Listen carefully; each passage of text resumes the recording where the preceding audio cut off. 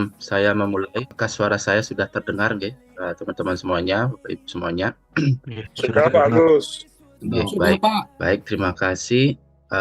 Selamat pagi, salam sejahtera untuk kita semua. Om Swastiastu, Assalamualaikum warahmatullahi wabarakatuh. Salam harmoni untuk kita semuanya. Jadi pada hari ini, hari yang sangat baik sekali, kita akan menyelenggarakan webinar yang kedua atau seri kedua yang bertema, ada dua pembicara hari ini yang akan menyampaikan atau menyebarluaskan informasi terkait dengan hasil penelitian beliau-beliaunya. Jadi ntar saya baca dulu. Yang pertama ini ada I Gusti Agung Putu Mahendra yang akan membawakan materi terkait dengan optimasi dari metode Naive Bayes dengan ada BOS gitu. Ini akan diuji cobakan pada studi kasus diabetes mellitus ya, pada dataset di Kabupaten Mengui, di daerah Mengui. Kemudian pembicara kedua ini adalah Kartika Nikova. Kartika akan menyampaikan terkait dengan materi optimasi dari metode Continuous Convolutional Neural Network untuk bisa atau untuk dapat mengenali pola sinyal EEG untuk klasifikasi motor imagery. Nah, ini pada sinyal elektroencephalogram. Nah, pada kesempatan ini tentunya saya perkenalkan terlebih dahulu, saya Imadi Agus Wirawan selaku koordinatornya untuk riset grup Data Science Universitas Pendidikan Ganesha. Sangat mengapresiasi teman-teman semuanya, Bapak Ibu semuanya sudah meluangkan waktu di weekend, di hari weekend hari ini gitu ya, untuk bisa berbagi pengalaman, sharing ilmu dan mendengarkan penyampaian materi dari dua pembicara ini. Ya, supaya tidak terlalu lama saya menyita waktu. Jadi webinar ini akan terus kita lanjutkan ya, terus seri-seri berikutnya dengan tujuan adalah pengejauhan tahan dan penyebar luasan informasi ilmu pengetahuan dan teknologi khususnya di bidang data science. Yeah. Jadi untuk pembicara pertama kita langsung saja kita akan memulai. Pembicara pertama adalah dari Gung De, I Gusti Agung Putu Mahendra, untuk dapat menyampaikan hasil penelitian yang telah dilakukan ya, selama 20 menit maksimal ya. Nanti setelah Gung De melakukan presentasi, sesi kedua langsung dilanjutkan oleh Kartika Nikova menyampaikan juga hasil penelitian skripsinya ini ya, selama 20 menit gitu ya. Dan sesi ketiga adalah sesi tanya jawab. Oke, untuk itu saya persilakan Gung De terlebih dahulu dipersiapkan materinya dan slide-nya. Untuk waktu dan ruang dipersilakan. Selamat pagi. Apakah share screen-nya sudah terlihat nih? Ya, sudah Gung De. Selamat pagi. Salam harmoni. Di sini perkenalkan saya Gusti Agung Putu Mahendra. Di sini saya akan men-sharing penelitian saya, yang dimana penelitian saya ini berkaitan dengan topik Naive Bayes yang berjudul peningkatan kinerja metode Naive Bayes menggunakan ADABUS untuk klasifikasi pada dataset penyakit diabetes. Nah, dari judul tersebut memiliki latar belakang yang dimana diabetes atau DM yang disebabkan oleh gangguan metabolisme ini terjadi pada organ pankreas. Nah, dari data yang terdapat di Puskesmas Kecamatan Mengui dari tahun 2021 sampai tahun 2022 mengalami peningkatan kasus dari 480 kasus penyakit menjadi 634 penyakit. Nah, dengan pemanfaatan teknologi terutama dalam ilmu kesehatan semakin disesuaikan dengan menggunakan model machine learning. Nah, sebelumnya juga terdapat penelitian yang sudah melakukan komparasi metode machine learning dengan dataset penyakit diabetes yang menggunakan algoritma ID3 dan Naive Bayes. Nah, dari hasil penelitian terdahulu, memang metode Naive Bayes lebih unggul dari ID3.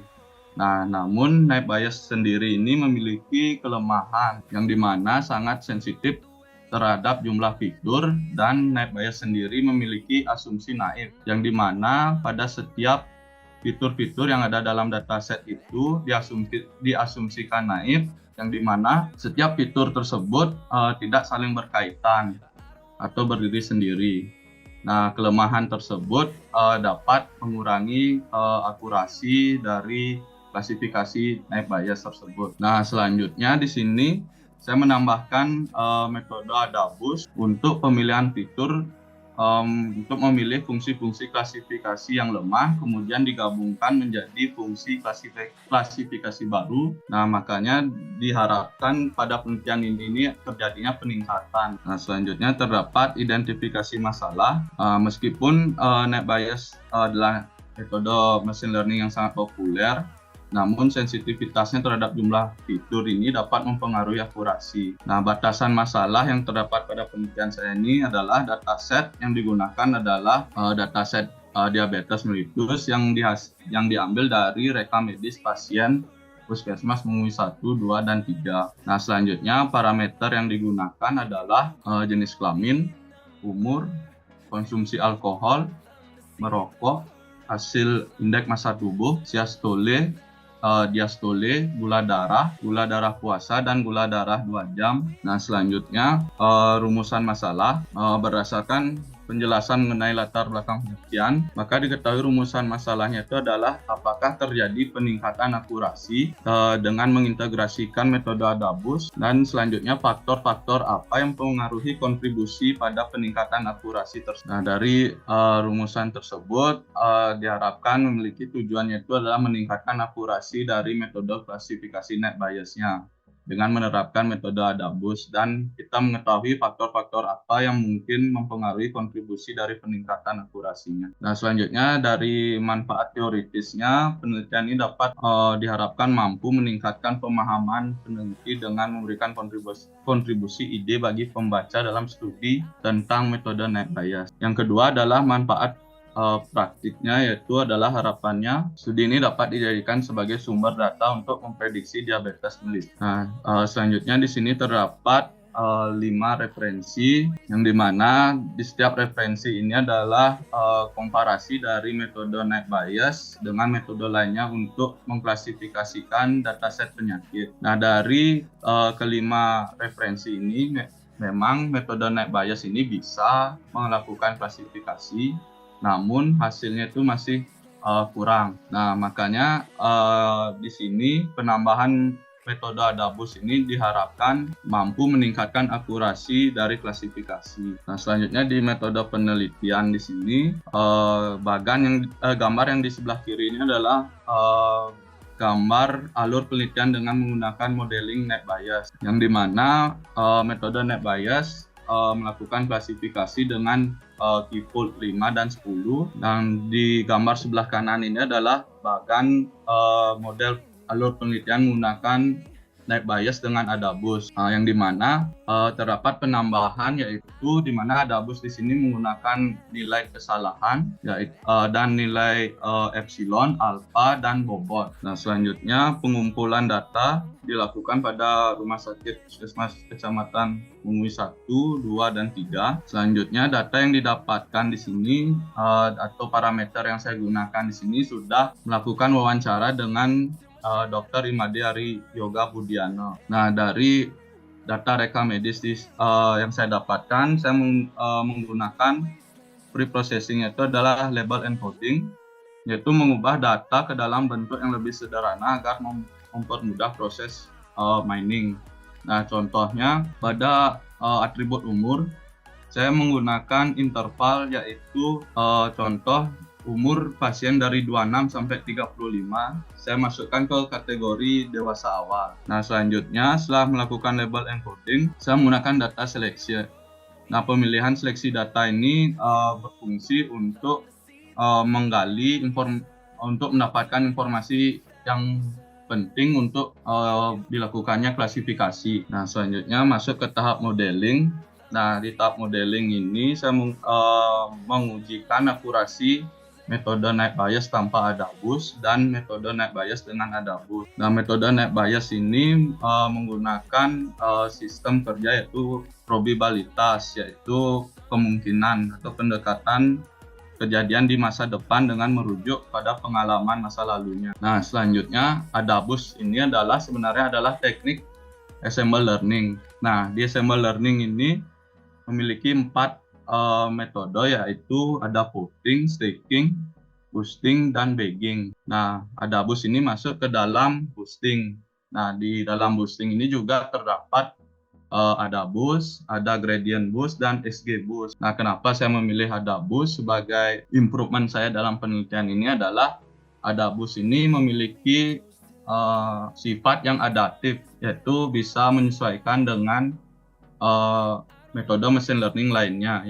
Jadinya dia gampang beradaptasi dengan metode-metode machine learning. Nah, selanjutnya yaitu adalah modeling dengan metode net bias. Nah, yang pertama yang saya lakukan adalah menghitung probabilitas keseluruhan atau tingkat kemungkinan suatu kejadian terjadi dalam konteks keseluruhan populasi sampel. Nah, di sini saya menggunakan contoh jumlah data keseluruhannya adalah 507, sedangkan 232 itu adalah total data nilai positif. Selanjutnya, setelah kita mendapatkan nilai probabilitas keseluruhan, kita mencari probabilitas parsialnya, yaitu suatu kejadian yang berdasarkan jumlah data kriteria yang memenuhi syarat. Di sini saya ambil jumlah contoh kriteria itu adalah jenis kelamin, yaitu laki-laki, yang dimana memiliki kelasnya itu negatif, jumlah data 117, dengan total data negatif itu 232. Nah, jadi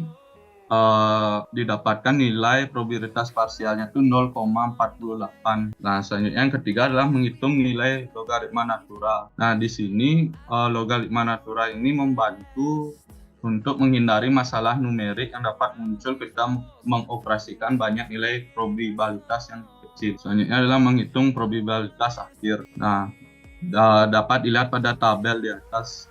Di sini nilai probabilitas positif lebih besar dari probabilitas negatif, maka hasil prediksi untuk contohnya pada baris 549 yang saya gunakan adalah positif, dan ternyata nilai ini tidak sesuai pada kolom kelas pada dataset yang bernilai negatif. Nah, sehingga data ini termasuk sebagai data yang diklasifikasikan tidak tepat. Nah, selanjutnya kita masuk ke Adabus. Nah, Adabus merupakan salah satu jenis teknik boosting yang populer dalam SML learning.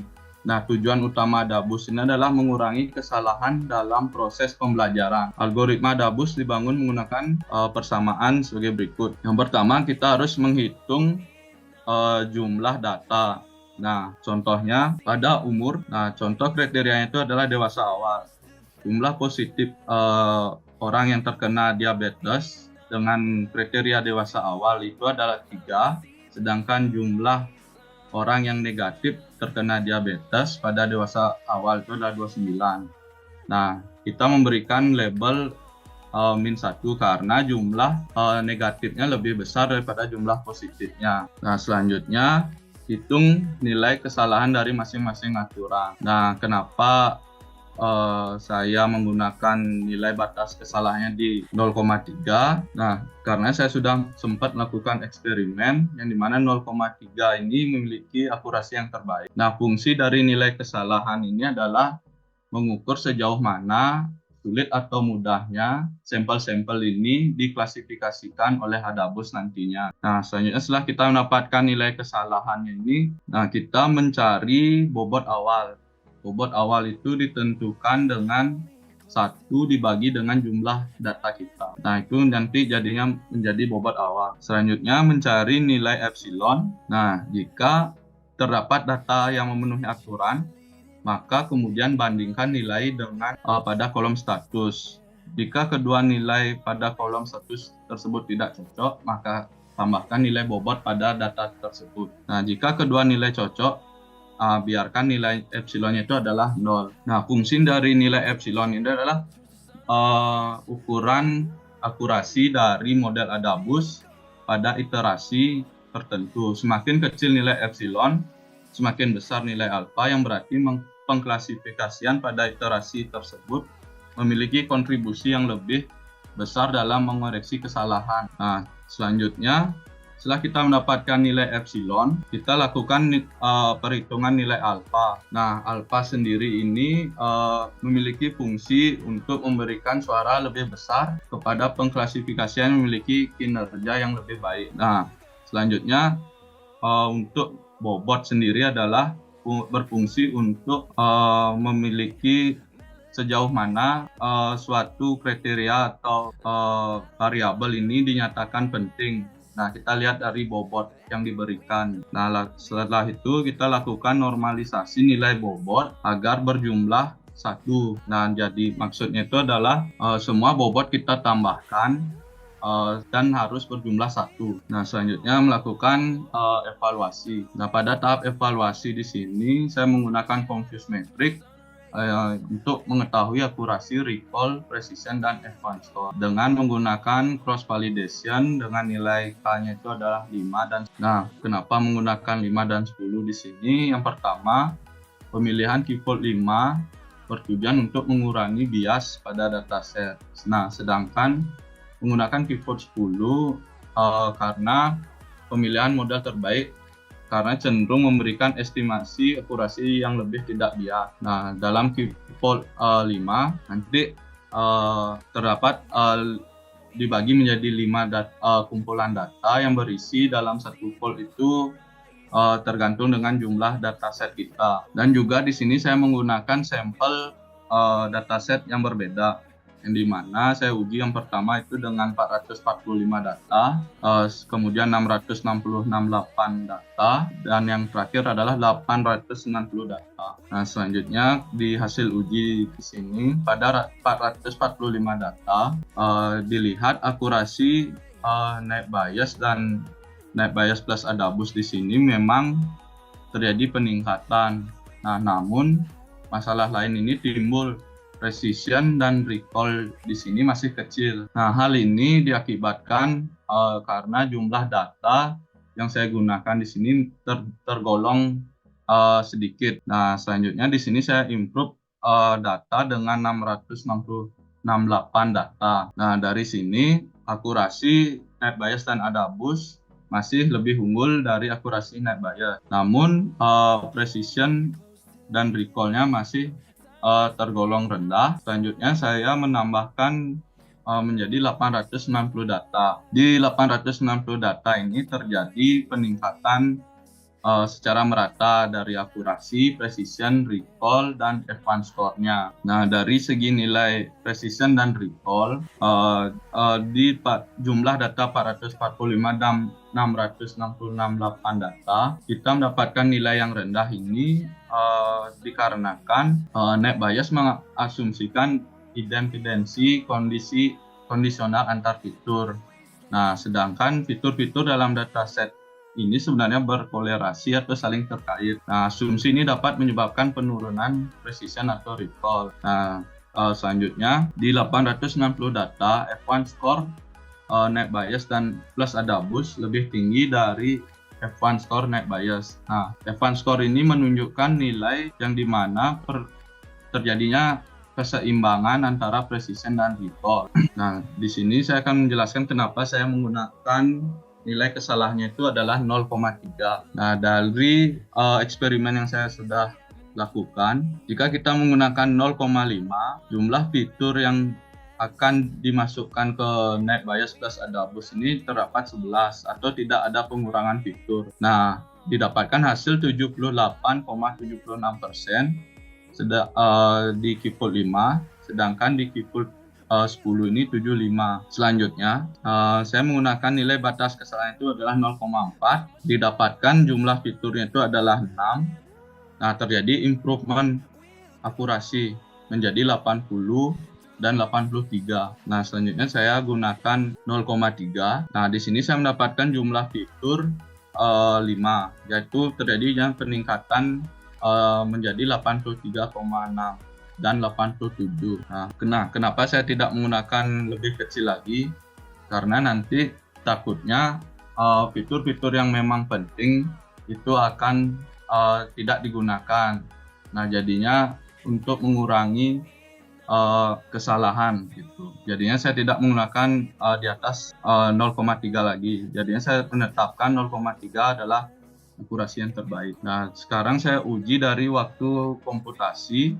Di sini pada uji komputasi memang net bias ini waktu komputasinya lebih cepat ketimbang dengan NetBIOS plus Adabus. Nah, namun jika kita mencari akurasi yang lebih tinggi, bisa menggunakan NetBIOS berbasis Adabus mungkin menjadi pilihan yang lebih baik. Nah, selanjutnya saya melakukan komparasi metode yang saya usulkan dengan penelitian dengan menggunakan dataset 5 India yang ada di Kaggle. Nah, dari kelima jurnal penelitian tersebut menggunakan dataset yang sama, yaitu 5 India dataset dengan menggunakan metode NetBIOS. Nah, di sini saya menggunakan usulan metode saya. Nah, dari kelima penelitian tersebut, usulan metode saya mendapatkan nilai 81,5%. Nah, hal ini dengan menggunakan nilai batas error yaitu 0,3 dengan default 10. Nah, dari penelitian inilah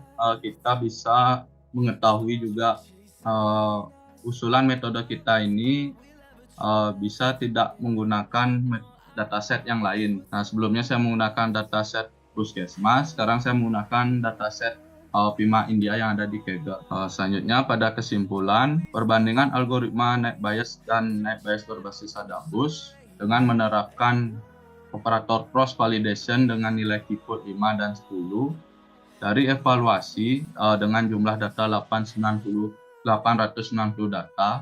Metode NetBIOS dengan Adabus memiliki akurasi tertinggi dengan default 5 sebesar 85,36%, sedangkan default 10 adalah 87,95%. Sedangkan di NetBIOS memiliki akurasi 79 pada default 5 dan default 10-nya adalah 82. Nah, peningkatan akurasi ini memiliki selisih sebesar 5,92% untuk default 5 dan 5,93% untuk default 10. Nah, penambahan metode Adabus dalam klasifikasi penyakit diabetes terbukti memberikan nilai akurasi yang lebih tinggi daripada algoritma NetBIOS. Nah, hal ini dikarenakan di Adabus ini memiliki hubungan nilai kesalahan alfa, epsilon, dan bobot. Nah, semakin baik kinerja klasifikasi pada iterasi sebelumnya atau error rate-nya itu lebih rendah, semakin besar alfa yang diberikan, dan sampel-sampel yang salah diklasifikasikan mendapatkan bobot lebih besar pada iterasi berikutnya.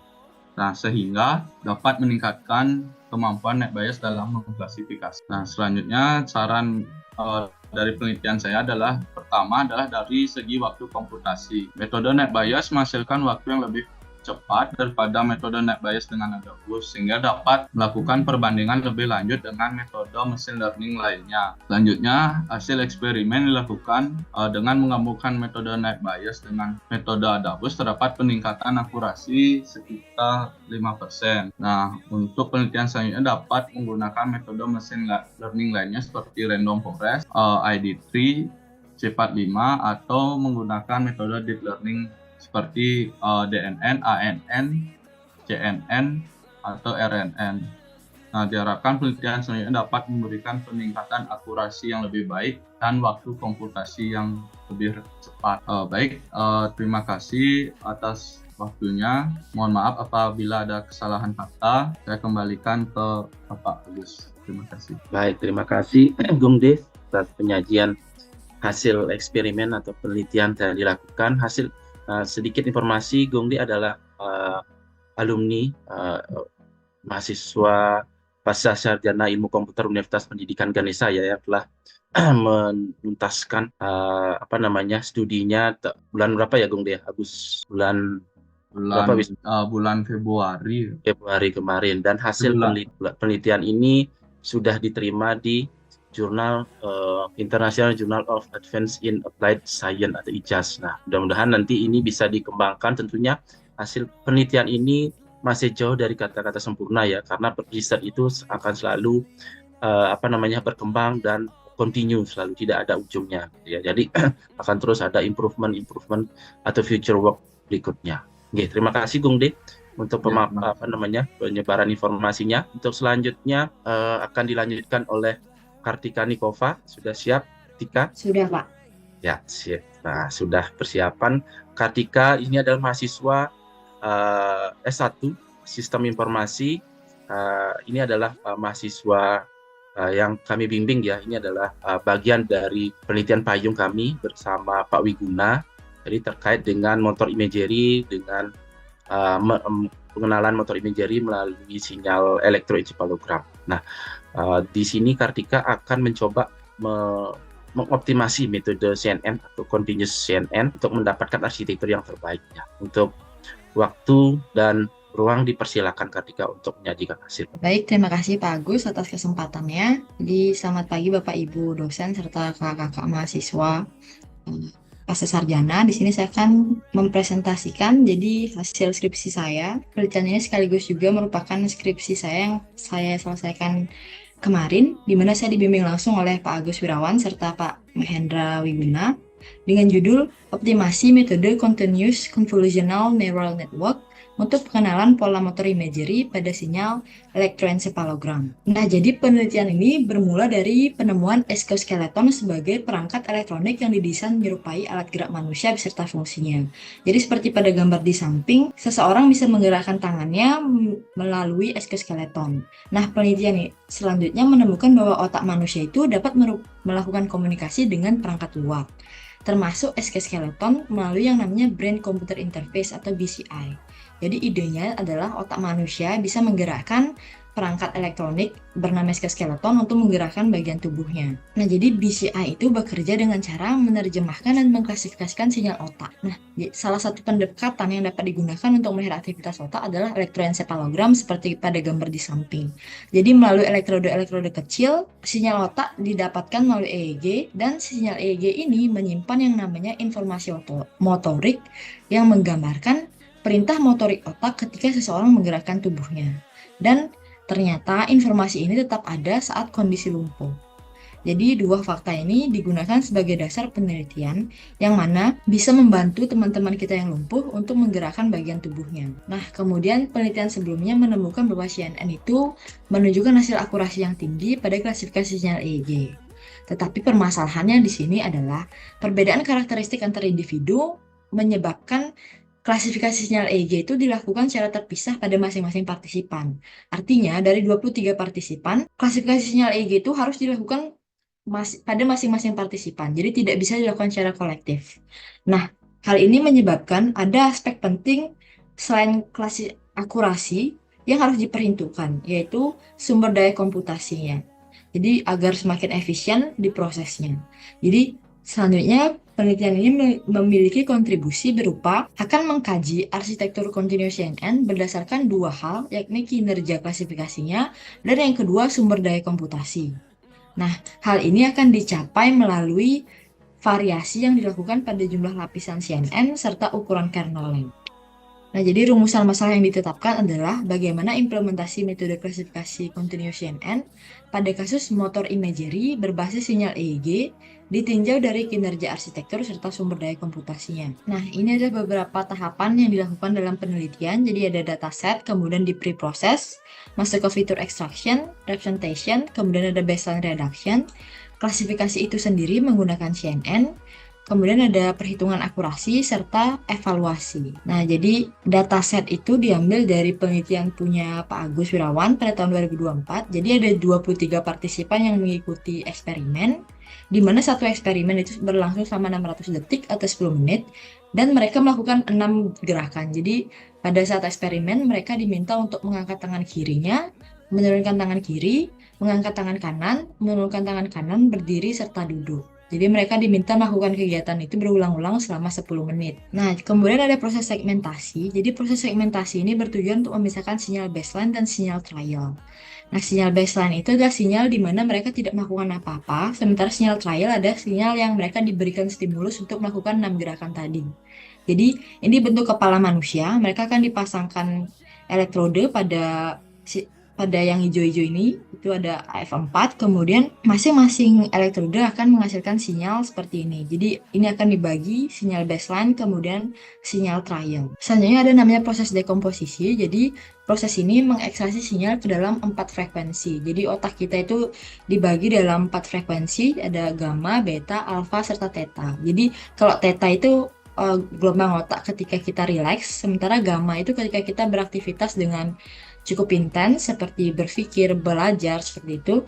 Nah, proses tadi selanjutnya dilanjutkan ke proses dekomposisi. Jadi setelah dipisahkan pada segmentasi tadi, sinyal otak itu akan dibagi ke dalam 4 sinyal sebagai berikut. Nah, kemudian ada proses namanya fitur extraction. Jadi proses ini secara sederhananya mengekstraksi panjang gelombang per 1 detik. Jadi pada sinyal otak 1 detik kita menghasilkan 128 Hz sinyal otak. Nah, jadi akan menghasilkan 128 fitur per detiknya. Ini kemudian diekstraksi kembali sehingga 1 detik menghasilkan 1 fitur. Nah, selanjutnya akan masuk ke proses baseline reduction. Jadi proses ini bertujuan menghilangkan sinyal baseline tadi sehingga yang tersisa adalah sinyal trial, di mana sinyal trial itu memiliki karakteristik yang unik pada masing-masing partisipan. Selanjutnya proses tersebut berakhir atau saja masuk ke 3D cube, di mana nilai yang dihasilkan dari proses sebelumnya direpresentasikan ke dalam matriks 2 dimensi 9x9. Nah, ini adalah representasi kepala manusia yang direpresentasikan ke dalam matriks 9x9. Jadi ada channel AF3, kemudian direpresentasikan ke dalam matriks menjadi di sini, di 4,2, kemudian ada AF4 di sini, F7, dan seterusnya. Jadi ini adalah gambaran kepala manusia yang direpresentasikan ke dalam matriks 9x9. Nah, ilustrasi secara singkatnya seperti ini. Jadi dari bagaimana sinyal otak pada channel AF4 kemudian dimasuk segmentasi, kemudian didekomposisi menjadi 4 sinyal band, kemudian masuk ke baseline reduction, kemudian masuk ke feature extraction, baru direpresentasikan ke dalam 3D cube. Jadi masing-masing matriks ini merepresentasikan 4 band. Jadi yang biru ini theta band, yang hijau alpha band, kemudian yang kuning beta, serta yang merah ini gamma. Jadi ini bentuk terakhirnya 3D cube. Nah, selanjutnya 3D cube akan masuk ke proses klasifikasi. Jadi ini 4 ada yang di 4 ini kan berasal dari proses sebelumnya di mana mereka dibagi menjadi beberapa frekuensi band. Nah, ini adalah kontribusi penelitiannya. Jadi ini adalah arsitektur continuous CNN, di mana ada 4 konvolusi di sini dari 9x9x64, jadi inputnya di sini. Kemudian dikonvolusi jadi 9x9x64, kemudian kali 9x9x128, 9x9x256, dan yang terakhir 9x9x64, kemudian di fitur flatten. Kemudian ada fully connected layer, serta menghasilkan 6 kelas. Jadi dia yang tadi disebutkan gerakan-gerakannya. Nah, arsitektur ini itu diterapkan sebelumnya pada penelitian rekognisi emosi oleh Yi Long Yang dengan akurasi itu 89%. Penelitian ini akan mengkaji arsitektur serupa pada kasus motor imagery. Jadi, gini proses ilustrasi konvolusinya, di mana input tadi kemudian dikonvolusi oleh filter 2x2 dengan padding SIM. Nah, untuk keterbaruan penelitian, jadi kita akan melakukan variasi pada jumlah lapisan serta ukuran kernelnya. Kenapa 2 hyperparameter tersebut? Karena 2 hyperparameter tersebut memberikan dampak paling signifikan pada proses pembelajaran dan klasifikasi CNN. Jadi skenario pertama kita akan ubah jumlah layer ya, sehingga mendapatkan model terbaik. Dan model terbaik itu menjadi input di skenario kedua, dan skenario kedua kita akan ubah kernelnya. Jadi ada model A, B, C, dan kita akan menemukan model terbaik dari keduanya. Nah, ini adalah skenario pertama di mana perbedaan jumlah lapisan itu pada layer keempat. Jadi bisa dilihat di model 1, ini layer keempatnya. Di konvolusi keempatnya ada lapisan sebanyak 9x9x64. Tapi di model 2 itu jumlah lapisannya 9x9x128, dan di model ketiga jumlah konvolusi keempatnya sebanyak 9x9x512. Jadi perbedaannya berada di konvolusi keempat. Nah, untuk skenario kedua akan diubah ukuran kernelnya. Jadi di sini model A ukuran kernelnya menjadi 2x2, jadi seperti ini bentuknya, 2x2, 2x2, 2x2. Dan untuk model B divariasikan menjadi 3x3, serta model C divariasikan menjadi 4x4. Selanjutnya, kinerja continuous CNN akan dinilai berdasarkan beberapa matriks. Jadi ada matriks akurasi, presisi, recall, serta F1. Dan jumlah fold-nya untuk pengujian sebanyak 10. Nah, selanjutnya ada proses terakhir, yaitu proses normalisasi cost benefit, di mana eh, proses ini merupakan proses penentuan arsitektur terbaik menggunakan perankingan. Jadi ada 6 kriteria, ada akurasi, precision, recall, F1, itu merupakan kriteria benefit, jadi kita ingin nilai itu setinggi-tingginya. Kemudian ada parameter cost, kemudian ada kriteria cost, yaitu parameter dan epoch, di mana kita ingin nilai itu serendah-rendahnya. Selanjutnya, jadi parameter itu pada kriteria cost, parameter merupakan jumlah akumulasi lapisan konvolusi, ukuran kernel, serta jumlah neuron. Jadi ini menunjukkan seberapa banyak sumber daya yang digunakan, dan epoch menunjukkan total nilai iterasi atau pengulangan dataset yang terjadi pada proses pembelajaran. Jadi jumlah epoch juga berkaitan dengan waktu pemrosesan. Sementara akurasi, precision, recall, F1 merupakan kriteria benefit, jadi bagaimana suatu arsitektur CNN itu bisa mengklasifikasikan dengan baik. Jadi kita ingin nilai benefitnya tinggi, kemudian tetapi nilai cost-nya rendah. Jadi itu yang disebut dengan arsitektur yang efisien. Kemudian hasil dan pembahasan. Nah, ini ada arsitektur model 1 di mana rata-ratanya 95%, jadi sangat tinggi dan baik untuk digunakan. Kemudian jumlah parameternya 5 juta. Di model 2 rata-ratanya meningkat menjadi 96% dan juga jumlah parameternya meningkat menjadi 11 juta. Artinya sumber daya yang digunakan lebih besar. Nah, di model 3 akurasinya 95%, tetapi jumlah parameternya meningkat drastis menjadi 43 juta. Nah, hal ini berkaitan dengan konvolusi keempat yang digunakan pada masing-masing model. Nah, model 3 ini memiliki jumlah parameter paling tinggi, artinya sumber daya yang digunakan semakin tinggi juga. Nah, berikut data yang disajikan untuk skenario pertama untuk 3 model. Jadi, yang kriteria biru itu adalah kriteria benefit, sementara kriteria yang berwarna merah, parameter dan epoch adalah kriteria cost. Jadi, meskipun model 2 memiliki tingkat benefit paling tinggi yaitu 96%, tetapi jumlah parameternya masih cukup tinggi 11 juta. Jadi kemudian penggunaan epochnya juga di tengah 26,61. Sementara di sini parameter paling efisien adalah atau arsitektur paling efisien itu arsitektur yang model pertama karena dia parameternya paling kecil, tetapi jumlah akurasinya hanya 95%, kurang dari model kedua.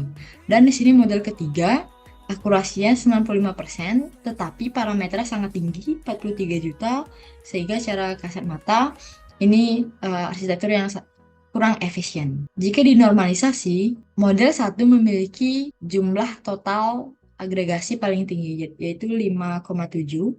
Nah, kenapa? Karena di sini parameter yang digunakan sangat efisien atau sangat kecil, sehingga dia mendapatkan nilai maksimal. Meskipun nilai akurasinya tidak setinggi model 2, tapi itu sudah cukup baik. Ditambah lagi parameter yang digunakan kecil, sehingga arsitektur ini dinilai cukup efisien. Nah, berikut adalah arsitektur paling optimal pada skenario pertama. Jadi, jumlah lapisannya yang terakhir yaitu 9x9x64. Selanjutnya pada model 1A, jadi karena model 1 arsitektur terbaik, dia akan dilakukan pengujian pada skenario kedua.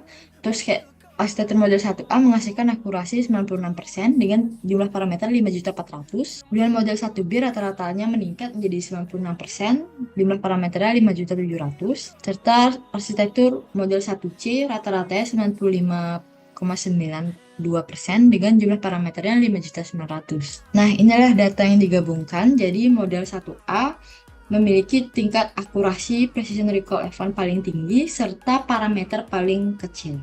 Jadi sangat efisien, tetapi penggunaan epochnya dia paling tinggi. Jadi proses pengulangannya pada besar pembelajaran itu banyak pada model 1A dibanding model lain. Sementara model 1C, model 1B maksudnya, dia memiliki akurasi 96% juga, sama dengan model 1A. Jumlah parameter yang digunakan berada di posisi tengah, serta jumlah epochnya juga di tengah-tengah dari ketiga model. Nah, yang menarik dari skenario kedua adalah jumlah parameternya itu sama-sama di angka 5 juta. Jadi kenapa tidak berbeda signifikan? Karena yang dibedakan atau yang divariasikan pada skenario kedua itu hanya ukuran kernelnya. Sementara jumlah konvolusinya, jumlah lapisan pada konvolusinya itu sama, sehingga jumlah parameternya tidak berubah drastis di angka 5 juta. Nah, selanjutnya jika dinormalisasi, model 1B memiliki nilai agregasi paling tinggi yaitu 5,9. Nah, kenapa? Karena meskipun nilai akurasinya tidak setinggi model 1A, tetapi nilai akurasinya sudah cukup tinggi serta dia memiliki parameter yang berada di tengah-tengah sehingga dia efisien serta penggunaan epochnya juga baik. Sementara kalau dilihat model 1, dia di kelima kriteria memiliki nilai maksimal, tetapi penggunaan epochnya cukup besar sehingga nilai normalisasinya kecil. Sementara untuk model 1C, dia memiliki hasil akurasi paling rendah serta parameternya paling tinggi. Jadi model ini tentu tidak efisien karena kita menginginkan model yang tepat serta cepat.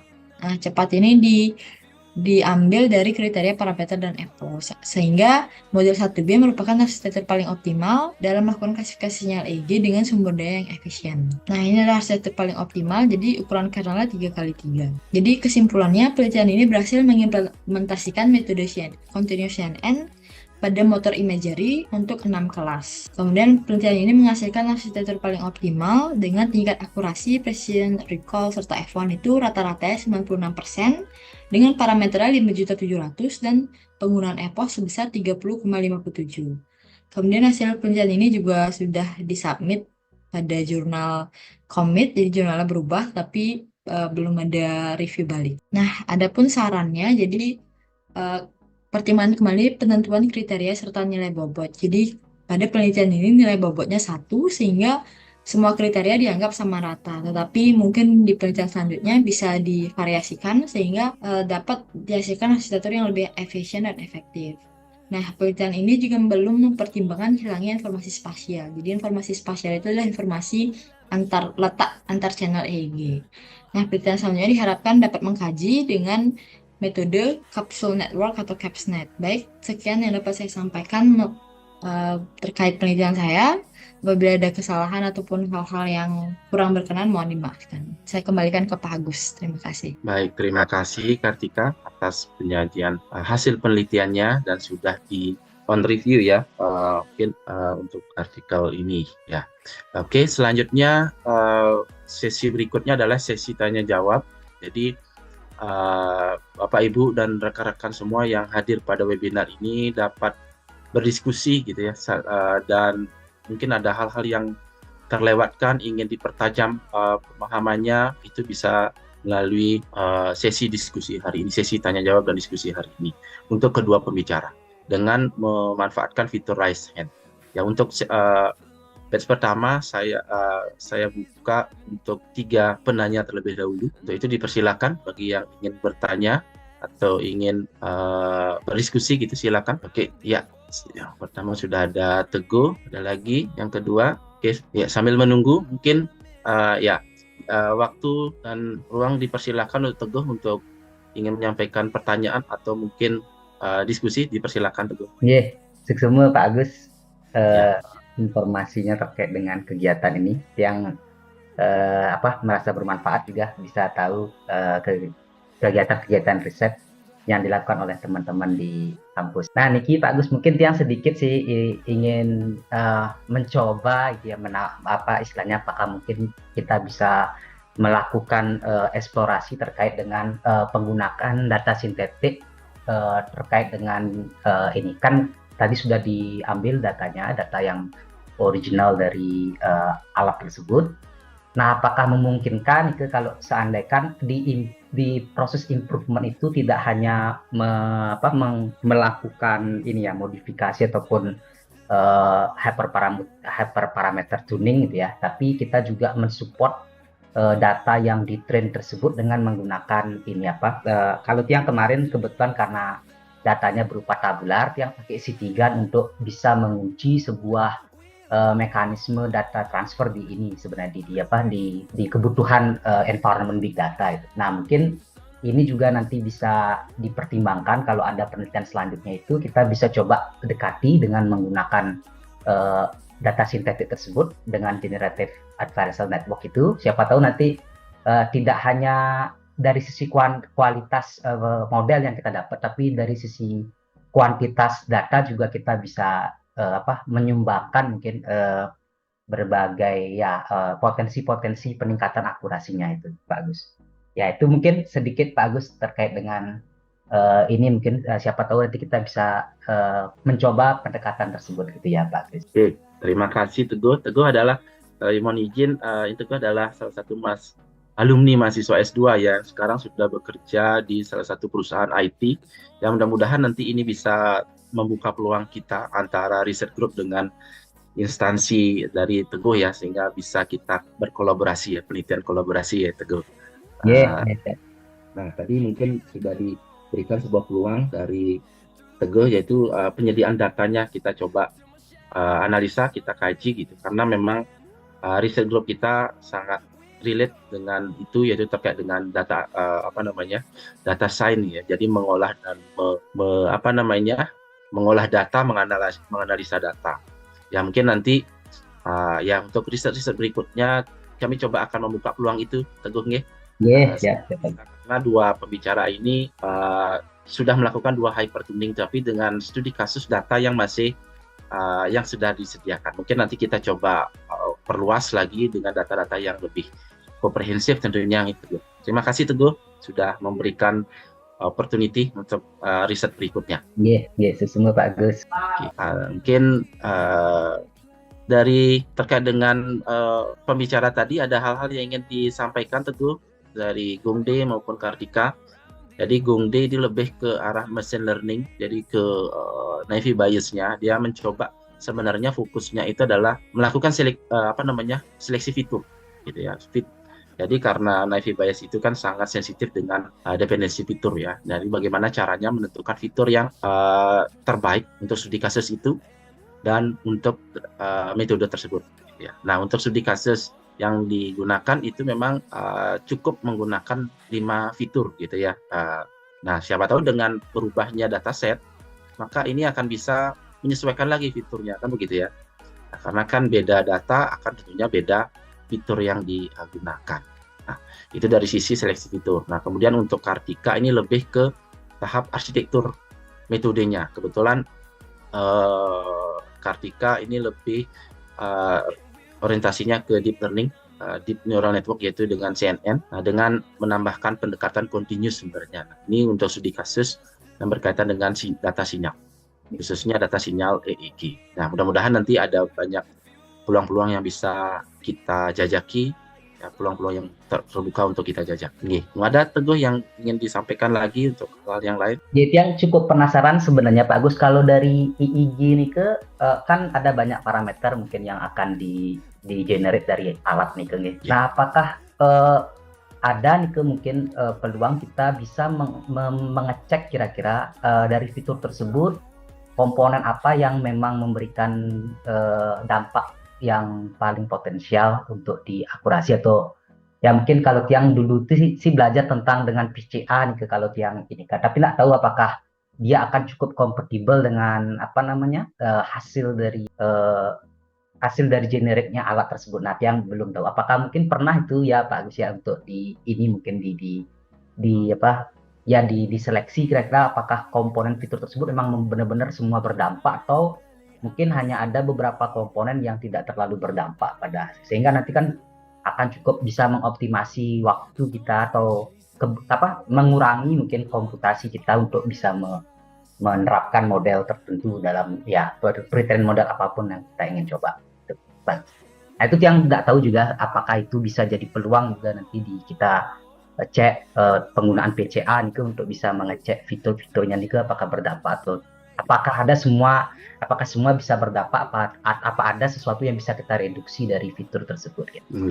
Tentunya sangat bisa gitu Gus, sangat dan ada peluang untuk itu. Nah, mungkin yang disampaikan tadi Kartika tadi menggunakan fiturnya kan itu ada berapa channel ya Kartika? 14. 14 channel. Satu channelnya itu menghasilkan berapa frekuensi? 13.400.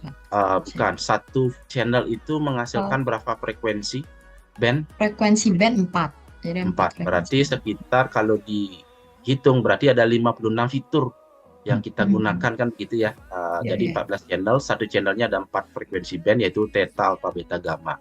Nah, mungkin yang tadi disampaikan oleh Kak Guhnya itu bagaimana caranya memastikan ke 56 itu yang mana yang paling komprehensif, yang mana yang paling relate dengan motor imagery kan gitu ya biasanya. Nah, itu tentunya masih terbuka peluang lagi sebenarnya riset itu, yaitu untuk seleksi fitur Teguh.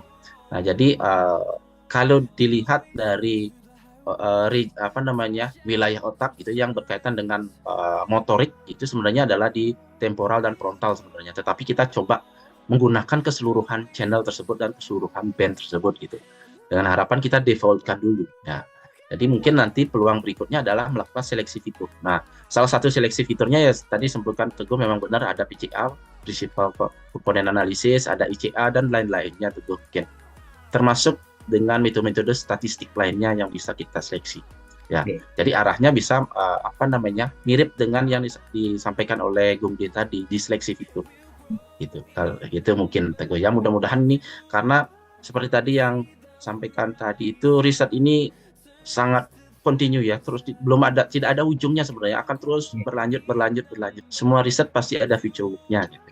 Tetapi kita batasi sampai pada batas mana kita identifikasi masalahnya. Sampai masalah apa saja yang kita akan identifikasi, itu yang akan kita selesaikan. Masalah lain yang di luar dari identifikasi masalah itu akan kita gunakan sebagai feature work. Tapi sangat menarik. Terima kasih Teguh sudah membuka wawasan. Memang benar ada seleksi fitur nantinya. Memang beberapa research sudah ada melakukan itu. Dari 14 channel itu mungkin cukup 8 channel yang digunakan gitu. Tapi ada penelitian yang lain, ada yang 4 channel saja yang digunakan gitu. Dan sangat depend on data juga sih. Bagus Teguh. Jadi baru sekali juga Tiang ini, Pak Agus, sampai saat ini Tiang belum pernah terlibat di penelitian ketika kita memanfaatkan sinyal otak nih ke. Nah itu Tiang masih belum terbayang nih ke apa fitur yang di-generate dari alatnya nih ke, sehingga ya mungkin nanti suatu saat bisa ikut contribute dalam penelitiannya Pak Agus di sisi ini ya Pak Agus ya. Kalau misalnya nanti ada peluang-peluang tersebut. Karena dia bayangkan ini mungkin akan ada pendekatan baru terkait dengan interaksi kita ke komputer Pak Agus. Kalau misalkan ini cukup ini kayak misal kita pilih menu, pilih apa gitu ya, dengan ya sekarang kan kita tahu ada Vision Pro itu ya Pak Agus, dia masih pakai penginderaan mata dan gerak gitu ya. Nah siapa tahu nanti riset-riset ini malah bisa membuat kita terhubung gitu, misalnya dengan tes tertentu kita bisa diberikan rekomendasi terkait dengan ya pilihan menu atau apa nih ke dalam human computer interaction itu ya Pak. Benar. Nah ini sebenarnya berlanjut lagi diskusinya. Jadi sebenarnya arah riset sekarang, penelitian sekarang dari human computer interface sudah mengarah ke brain computer interface tentunya. Jadi bukan hanya interaksi gerak motorik atau tadi visual tadi, tapi bagaimana reaksi brain terhadap suatu kegiatan yang kita lakukan. Salah satunya mungkin bagaimana mengevaluasi tampilan atau user interface berdasarkan pada reaksi pada otak. Salah satunya reaksi emosi yang dihasilkan pada otak. Itu sudah juga ada riset yang kita coba kerjakan. Kebetulan ini masih dikerjakan oleh salah satu mahasiswa S2 kita, Panji. Mudah-mudahan ini masih sedang on progress, mudah-mudahan menghasilkan sebuah penelitian eksperimen yang relate gitu ya, yang bermakna nantinya hasil ini. Karena nanti untuk melakukan evaluasi user experience dan sebagainya, kan itu experience itu kan tentunya based on apa reaksi yang ditimbulkan pada otak. Experience pengalamannya itu kan reaksinya itu muncul dari otak dulu.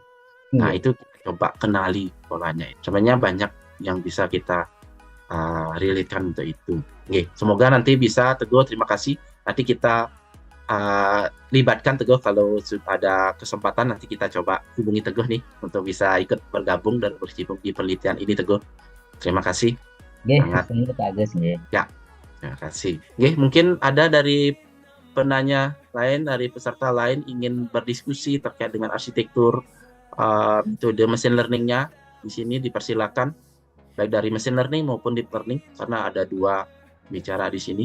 Di sini ada sekitar 40 peserta yang hadir. Ada beberapa dari luar. Di sini ada Pak Aditra yang sudah berkenan hadir. Selamat siang Pak Aditra. Kemudian Pak Freska di sini, mahasiswa S3 UGM. Kemudian di sini ada Pak Edi Sutanta. Wah, terima kasih Pak Edi, ini adalah sesepuh saya di S3 Ilmu Komputer dulu, dan sekarang beliau sebagai rektor di Akprin. Terima kasih Pak Edi sudah ikut bergabung.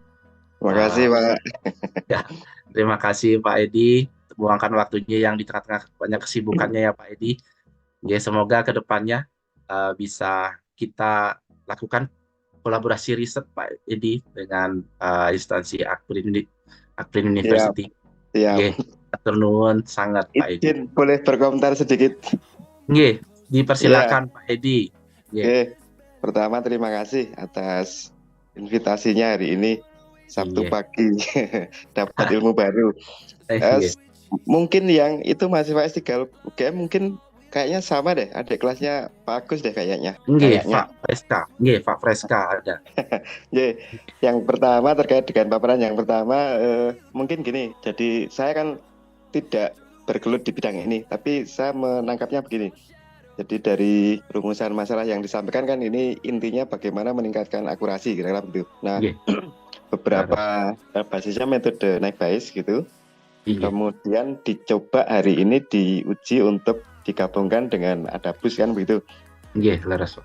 Nah, mungkin begini, apakah selama ini penggabungan metode itu atau mungkin modifikasi ya itu naik bias dan apa begitu saja, atau mungkinkah naik bias plus apa lagi begitu, sedemikian sehingga nanti akurasinya bisa jadi peningkatannya lebih signifikan mungkin kira-kira begitu. Ini pertanyaan karena saya asing di dunia ini.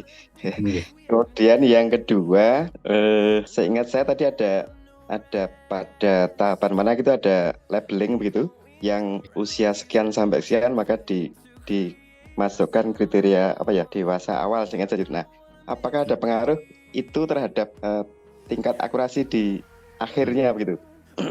Di labeling tadi itu. Kemudian seingat saya di kalimat terakhir tadi ada begini, kata khawatir begitu, jadi 3% ini terkait dengan tingkat apa ya tadi ya, tingkat apa Pak? Errornya sepertinya. 3%. Iya. Dicoba 3%, terus sudah dicoba yang lain juga, kemudian tidak dicoba yang berikutnya karena khawatir gitu kan. Nah, jadi mungkin kekhawatiran itu perlu dibuktikan saya rasa. Jangan-jangan tidak gitu. Itu yang terkait paparan pertama. Tapi sekali lagi terima kasih, ini ilmu baru buat saya. Kemudian yang kedua juga terima kasih. Mungkin saya nangkapnya begini yang kedua. Jadi ini ada dua hal yang diteliti begitu terkait aspek akurasi dan kedua komputasi kan begitu. Yang kalau akurasi kalau komputasi mungkin terkait efisiensi perangkat mungkin gitu ya. Nah, sementara kalau akurasi dalam kondisi perangkat tidak terbatas kan begitu. Maka mungkin bisa jadi akurasinya menjadi mungkin bisa lebih tinggi lagi kira-kira gitu. Nah, pertanyaan sebenarnya begini, apakah mungkin kita memperoleh efisiensi yang sangat tinggi tadi dalam kondisi tingkat komputasi yang terendah kira-kira gitu? Jadi kalau bisa begitu kan menjadi sangat bagus karena hasilnya sudah sangat baik, tapi kemudian kita tahu juga bahwa perangkat untuk komputasinya bisa minimalnya itu berapa kira-kira begitu. Kalau bisa ketemu itu mungkin menjadi tambahan informasi yang menurut saya menjadi bagus juga. Nah, mungkin itu komentar saya. Sekali lagi terima kasih ilmunya pagi ini. Sukses semuanya. Matur nuwun sangat Pak Edi atas waktunya dan feedbacknya ini. Tentunya coba kami akan delivery sekarang ke kedua pembicaranya Pak Edi. Yang pertama ini adalah terkait dengan penggabungan metodenya ini Gung De. Apakah memungkinkan karena kan yang dikaji itu adalah metode Naive Bayes-nya. Apakah nanti bisa digabungkan gitu ya? Mungkin arahnya ke assemble learning gitu ya. Jadi menggabungkan beberapa metode seperti webinar yang sebelumnya. Kemudian kategori. Nah, ini memang jadi perhatian yang sangat riskan ya karena sensitivitas dari kategorisasi fitur atau kriteria ini sangat-sangat riskan sekali. Misalkan tadi ada rentangan umur sekian sampai sekian, itu dikategorikan sebagai dewasa atau anak-anak dan seterusnya. Itu. Nah, apakah ada referensi itu mengkaji itu atau bagaimana? Kemudian level errornya itu kenapa mentok di 0,3? Kok tidak dinaikkan 0,2 gitu ya errornya gitu ya? Sehingga berapa kriteria yang dihasilkan gitu ya? Itu untuk dipastikan penjelasannya terkait dengan itu. Kemudian penanya kedua untuk pembicara kedua, nah ini kan berkaitan dengan efisiensi dan efektivitas dan efisiensi ya sebenarnya untuk mengembangkan sebuah arsitektur continuous CNN. Nah, kira-kira ini sudah dilakukan sebenarnya tadi ya dari sisi cost benefit tadi, sehingga yang terpilih arsitekturnya adalah tidak yang paling tinggi akurasinya, tetapi yang paling efektif gitu. Jadi meskipun akurasinya 95 gitu ya, sangat signifikan tinggi, tetapi tidak dibarengi dengan signifikan peningkatan akurasinya, sehingga dipilih yang paling efektif dan efisien dengan menggunakan kriteria cost benefit. Tentunya ini akurasinya masih 95, itu masih ada peluang untuk ditingkatkan sampai bisa menjadi 99 gitu tentunya. Nah, apa saran atau usulan untuk berikutnya agar bisa meningkatkan akurasinya dan tentunya juga tetap mempertahankan efisiensinya dari sisi parameter dan effortnya itu sedemikian minimal. Itu mungkin pertanyaan itu mungkin mohon disiapkan untuk Kartika. Yang pertama mungkin untuk Gong De, dipersilakan Gong De. Baik, terima kasih atas pertanyaannya. Di sini yang pertama kita night bias itu memang bisa diimprove-kan dengan metode-metode lainnya. Kita menggabungkan dengan ensemble learning atau menggunakan information gain.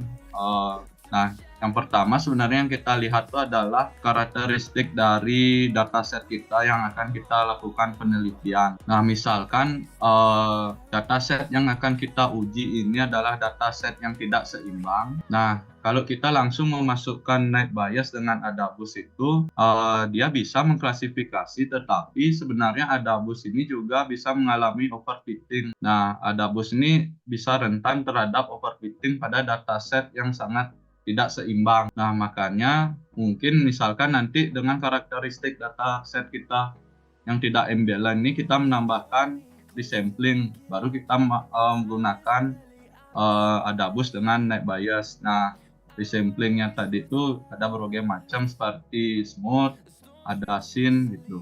Jadinya kita balik lagi ke dataset yang akan kita gunakan itu karakteristiknya seperti apa. Nah, contoh juga kenapa misalkan kalau kita menggunakan data yang numerik di night bias itu sebenarnya bisa, tetapi untuk mempermudah ini makanya saya rubah menjadi ke label encoding.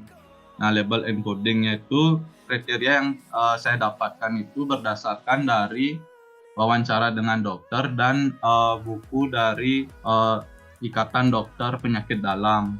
Di sana juga turut sertakan kategori-kategori lainnya seperti kalau di tensi itu ada prahipertensi, hipertensi 1, 2, normal gitu. Dan selanjutnya itu kan untuk pengecekan nilai errornya itu sebenarnya kalau kita menggunakan error di atas 0,3 itu, nah semakin sedikit fitur itu belum tentu juga akurasinya akan meningkat. Nah, kenapa? Sempat saya sudah mencoba 0,2 itu, ternyata sebenarnya pada dataset diabetes ini inti variabel yang bisa menyatakan seorang pasien itu dinyatakan diabetes atau tidak itu sebenarnya yang paling berpengaruh menurut di kedokteran itu adalah itu ada pengecekan gula darah sewaktunya, gula darah 2 jam dan puasa. Nah, jadinya setelah saya melakukan uji coba dengan nilai di atas 0,3, nah kedua variabelnya ini hilang. Nah, tentu akurasinya itu jadi rendah. Nah, itu berbanding lurus dengan kenyataan di real dari ilmu kedokteran. Jadinya semakin kecil kita memasukkan nilai error rate-nya itu, tentu semakin ketat seleksinya yang akan fitur yang akan digunakan. Nah, fitur yang misalkan cuma ada satu fitur yang masuk pada error rate 0,2 itu bisa menjadi susah untuk diklasifikasi oleh naiknya gitu. Oke, jadi itu ya tadi. Terima kasih. Dung Dengge, matur nuwun Pak Edi. Jadi sebenarnya memang riset ini belumlah komplit gitu ya. untuk menghasilkan sebuah kesimpulan, karena satu depend on data. Tentunya data yang berbeda belum tentu juga kriterianya itu yang terseleksi ya, Bung Ri. Ya. Nah, seperti menike Pak Edi, ya tentunya ini bisa kita sebenarnya dari hasil kemarin on review jurnalnya itu sebenarnya reviewer itu masih menyaksikan ya dataset ini, sehingga diminta untuk dicoba dengan dataset yang berbeda. Akhirnya kita mencoba melakukan eksperimen dengan dataset yang lain, yaitu PIMA ya. PIMA yang India tadi ya. Benar, PIMA. Nah, kemudian dibandingkan dengan hasil riset dari penelitian yang lain dengan arsitektur yang Navy bias yang telah diusulkan, dipupus begitu ya. Mungkin masih belum sempurna sebenarnya, belum komplit sebenarnya, baru satu dataset ya. Kan dataset yang berbeda yang lain belum tentu juga hasilnya akan unggul gitu ya, Gomde. Dan ya, nah ini mungkin menjadi sebuah future work nanti ke depannya. Nah, kemudian untuk yang terkait dengan kriteria, memang benar Navy bias bisa kita menggunakan probabilitas density untuk menghitung kriteria kontinu. Itu jadi tidak probabilitas kategori, tapi menggunakan densitas untuk menghitung nilai kontinunya sebenarnya. Itu yang mungkin belum terjamah untuk eksperimen ini ya, Gong ya. Jadi tidak mengkategorikan, tetapi langsung nilai kontinunya yang dihitung seperti itu. Oke, banyak hal sepertinya kita dapat masukkan, Gong De. Mudah-mudahan nanti di sini ada peserta dari mahasiswa S2 juga. Mudah-mudahan itu bisa dijadikan peluang untuk mengambil topik riset berikutnya, Pak Edi. Matur nuwun Pak Edi, peluang-peluangnya untuk bisa terbuka, bisa dikaji lagi, dan kita bisa terbuka untuk menikah Pak Edi. Ya, siapa tahu nanti ke depannya kita bisa kolaborasi riset Pak Edi. Siap, Bli. Oke, terima kasih Pak Edi atas saran masukannya. Kemudian untuk Kartika selanjutnya, dipersilakan Kartika. Baik, terima kasih Pak Edi. Jadi tadi kan pertanyaannya apakah mungkin ditemukan metode dengan akurasi yang tinggi tetapi juga sumber dayanya juga rendah, sumber daya komputasinya rendah. Jadi dalam penelitian ini memang tujuannya seperti itu, tetapi dalam penentuannya kita menggunakan namanya yang tadi Pak Agus bilang, normalisasi cost benefit. Jadi kita tidak mencari akurasi yang paling tinggi serta komputasi yang paling rendah, tapi kita mencari arsitektur yang efektif. Jadi dia akurasinya cukup tinggi tetapi juga cukup efisien, sehingga berada di tengah-tengah pun tidak apa-apa, seperti itu sederhananya. Nah, untuk kemungkinan ditemukan metode yang akurasi lebih tinggi serta sumber daya komputasi yang rendah masih sangat ada dengan cara tuning modelnya. Jadi hyperparameternya itu kembali divariasikan model-modelnya, serta dari data setnya juga diperhatikan bagaimana selection fitur, kemudian pre-processingnya. Jadi hal-hal seperti itu yang kita lakukan untuk meningkatkan akurasi. Seperti itu mungkin Pak. Terima kasih. Oke, terima kasih Kartika. Dan termasuk lagi satu adalah bahwa kelemahan dari CNN itu kan masih belum mempertimbangkan informasi spasial, sedangkan karakteristik data sinyal EEG itu memiliki informasi spasial seperti yang disarankan di eksperimennya tadi. Jadi, nah itu yang perlu di improve lagi. Jadi di CNN-nya itu dengan menggunakan metode kapsul network, kan begitu ya, Kartika ya. Nah, kenapa tidak bisa? Karena di CNN itu setelah dikonvolusi itu kan di flatten ya fiturnya, sehingga akan menghasilkan nilai angka, nilai skalar. Nah, nilai skalar ini tidak mampu merepresentasikan informasi spasial. Nah, untuk bisa merepresentasikan nilai spasial ini, maka harus nilai fiturnya itu harus vektor. Nah, metode apa yang tepat untuk merepresentasikan nilai vektor, yaitu kapsul network. Nah, ini mungkin future work-nya dengan mencoba mengimplementasikan kapsul network, kita bisa mengimprove akurasi dan tentunya menjaga parameter dan effortnya itu semakin sedikit, sehingga tetap bisa efektif, efisien. Efektifnya adalah akurasinya maksimal, optimal, dan efisiennya adalah parameter yang digunakan itu minimal, gitu ya. Mungkin begitu. Karena kenapa kita perlu mencari arsitektur tersebut? Karena harapannya ke depannya, karena tadi di awal adalah kita ingin membenamkan model deep learning ini ke dalam sebuah alat IoT ya, untuk di exoskeleton. Jadi supaya betul-betul ringan, lightweight gitu ya, supaya lebih ringan untuk dibenamkan di sebuah device yang cukup cukup sederhana gitu, seperti di alat-alat IoT dan lain sebagainya. Mungkin gitu maksudnya ya Kartika ya, untuk itu, dan itu mungkin bisa menjadi future work penelitian selanjutnya bisa diambil. Dari atas saran dari masukan tadi Pak Edi sangat bagus sekali, sangat bermanfaat. Kita bisa terbuka wawasan kita untuk bisa mengembangkan riset-riset yang telah kita lakukan dan mungkin bisa kita lakukan kolaborasi lah. Terima matur nuwun Pak Edi atas saran dan masukannya, sangat-sangat Kalimat bermanfaat. terakhir Pak Nggih. Agus. Ya, Nggih. gini. Jadi ini sebenarnya saya tertarik juga dengan yang terakhir itu kenapa? Karena suatu ketika saya pernah mendengar kalimat ini, pernyataan begini yang dari guru kita, sesepuh kita di Ilkom itu. Ya. Jadi katanya makanya saya jadi hari ini menjadi sangat tertarik nih. Katanya tidak mungkin berada pada posisi efisiensi tertinggi dan efektivitas tertinggi, katanya begitu. Maka saya sepakat kalau kemudian ini yang diambil adalah, yang dikaji adalah arsitektur yang optimal mungkin gitu ya. Saya sepakat itu. Tapi pernyataan itu sampai hari ini masih mengganggu menurut saya, karena masa sih begitu. Iya. Jadi kalimatnya itu gini. Nggak mungkin itu kalau efektivitas efisien sekaligus efektif begitu. Iya. Saya terima iya saja. Terima kasih Mbak Kartika. Leres Pak.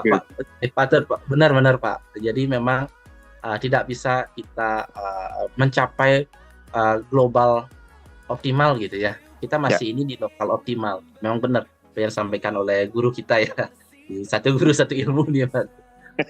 Dan juga ini didukung oleh salah satu guru kita Pak Habib. Jadi antara efektif efisien itu tidak bisa sebenarnya bisa berjalan linear, tapi kita mencari di posisi yang titik minimal mungkin, seoptimal mungkin gitu.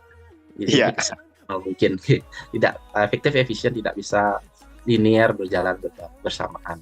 Tapi ya memang begitu Pak Edi ya, kita ya optimalnya secara lokal mungkin, karena apa, depend on data, tentunya data yang kita gunakan tentunya itu akan sangat mempengaruhi efektif efisiennya. Kalau data yang berbeda, mungkin data set nanti yang digunakan berbeda ya, si Kartika bisa saja berbeda nanti arsitekturnya yang dihasilkan. Makanya ini memang pembuktiannya based on eksperimen gitu, tidak bisa proof secara absolut gitu ya. Ya seperti quote dari suhu kita Pak Wijang. Jadi kalau istilah Jawanya Pak Edi itu sangkan paraning dumadi ya. Tidak bisa menemukan kebenaran yang hakiki ya Pak gitu. Iya. Ini leres Pak Edi, matur nuwun sangat gini. Sarannya terima kasih. Ini salam sehat selalu Pak Edi. Mungkin begitu. Ada dari teman-teman yang lain tadi, Pak Aditra raise hand tadi, monggo Pak Aditra, ada hal-hal yang ingin disampaikan, ditanyakan. Jadi kita di sini memfasilitasi ruang secara virtual untuk saling bertukar pikiran, sharing. Jadi ya meskipun riset ini telah dilakukan, tetapi ini kita bisa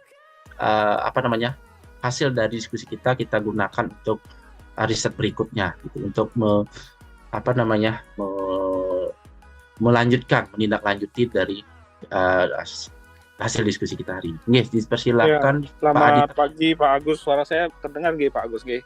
Sangat merdu dan jelas sekali Pak Aditra. Iya tentunya terdengar lagi di jalan Pak Agus. Jadi sambil mendengarkan. Terima kasih Pak Agus. Pertama mungkin sebelum bertanya saya ucapkan selamat dulu ya ke Bu Tika, kemudian Pak Gongde sudah menyelesaikan riset plus studinya berarti ya Pak Agus ya, karena kan ini terkait dengan skripsi dan tesis. Selamat sudah menyelesaikan ya. Nanti walaupun sudah misalkan Tika mungkin ya tetap nanti dilanjutkan penelitiannya supaya bisa lebih bermanfaat. Iya Tika ya, keren-keren. Pak Gongde juga keren-keren penelitiannya. Mungkin kalau pertanyaan ya untuk Pak Gongde tadi mungkin sudah sempat disinggung kayaknya seleksi fitur seperti information gain. Nah pertanyaan saya mungkin apakah sudah waktu eksperimen dibandingkan enggak metode ada bus ya yang dipakai untuk seleksi fitur ini, ada bus dengan metode seleksi fitur yang lainnya gitu ya. Kalau tadi kalau enggak salah yang saya dengar itu dibandingkan dengan yang enggak pakai sama yang pakai di Bayes. Nah kalau dengan metode seleksi fitur yang serupa misalkan information gain, C-square apalagi ya banyak. Nah itu apakah sudah pernah dilakukan apa enggak? Nah kemudian yang kedua terkait hasil risetnya, ternyata yang menarik juga adalah waktu komputasinya ternyata nambah tinggi gitu ya. Agung ya, secara logika memang kan kalau kita nambah metode kan memang pasti lebih tinggi gitu ya. karena ditempelin metode baru lagi gitu. Nah cuma kan sebenarnya metode yang kita tambah ini adalah metode seleksi fitur. Nah salah satu tujuan dari seleksi fitur itu kan juga mengurangi waktu komputasi juga ya. Di samping kita ingin mendapatkan fitur yang terbaik, tapi kan ada proses seleksi yang harapannya mengurangi dimensi gitu sederhananya. Jadi kan harapannya proses pembelajaran di naive Bayes-nya itu semakin bisa lebih baik dan lebih cepat juga. Nah dari penelitian yang Pak Gungdi lakukan itu ada nggak mengkaji seberapa besar sih kompensasinya gitu. Jadi menambahkan metode seleksi fiturnya, oke, nambah akhirnya waktu komputasinya, tetapi apakah ada pengurangan nggak dari sisi naive Bayes-nya gitu ya? Karena kan fiturnya sudah saya nggak tahu apakah fiturnya akhirnya berkurang dimensinya gitu, karena hanya fitur-fitur tertentu aja yang digunakan di naive Bayes-nya. Nah, apakah ada nggak mengkaji seperti itu gitu ya? Sehingga nanti saya bisa jadi ada bayangan, oh ternyata ada bus itu nambahnya segini, tetapi setelah untuk digunakan hasil seleksi fiturnya dia ternyata kompensasinya sebesar ini dari sisi waktu komputasinya. Nah gitu mungkin Pak Gungdi pertanyaan saya.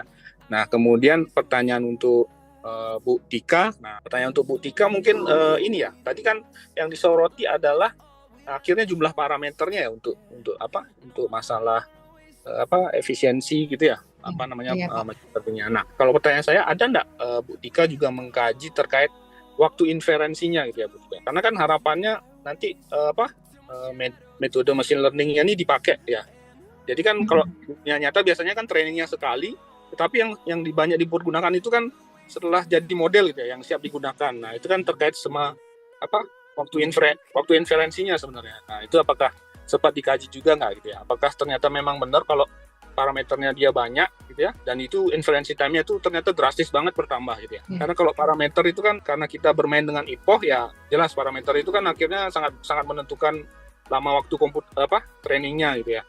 Nah, tapi kalau inferensi sebenarnya belum tentu kan gitu, karena nggak semua parameter digunakan gitu. Nah, apakah jika misalnya udah pernah coba, oh iya ternyata benar Pak gitu. Nah, saya ingin tahu aja sih, kira-kira sudah sampai dikaji sejauh itu sih, apa enggak gitu ya. Mungkin itu Bu Tika, Pak Gungdi, Pak Agus, terima kasih banyak waktunya. Oke, terima kasih Pak Aditra. Tadi pertanyaan-pertanyaannya, jadi kita coba diskusikan hari ini. Untuk pertama dari Gungdi, bagaimana kira-kira apakah ini sebenarnya belum berarti ya, memang kita belum mengkaji selain ada BOS gitu, selain itu. Tetapi mungkin ya apakah memungkinkan gitu ya, eksperimen itu bisa kita lanjutkan, kita lakukan dengan membandingkan beberapa metode seleksi fitur seperti information gain dan lain sebagainya, dan bahkan mungkin dengan menggunakan GA gitu dan lain sebagainya. Gimana kira-kira? Baik, terima kasih atas pertanyaan Pak Gede ya. Pak Aditra. Pak Aditra. Mungkin saya sempat sih membandingkan metode yang saya usulkan, tetapi dengan dataset dari Kaggle. Nah, dari beberapa penelitiannya itu dia ada menggunakan modified net bias. Nah, modified net bias ini yang dia lakukan adalah sama juga mencari nilai suatu fiturnya itu berpengaruh atau tidak gitu. Dia mendapatkan akurasinya itu sebesar 71,5%. Nah, sedangkan purpose method yang saya usulkan itu mendapatkan 81,5%. Nah, yang membedakan information gain dengan Adabus di sini, memang Adabus di sini juga menggunakan sistem pemilihan fitur dengan nilai error rate. Nah, tetapi di Adabus di sini kita juga menentukan iteration-nya. Nah, iteration yang saya gunakan itu atau n estimator itu adalah 10. Nah, kenapa dia waktu komputasinya itu lebih lama? Karena dia berpengaruh dengan iterasi. Nah, dari setiap iterasi ini akan menghasilkan suatu model.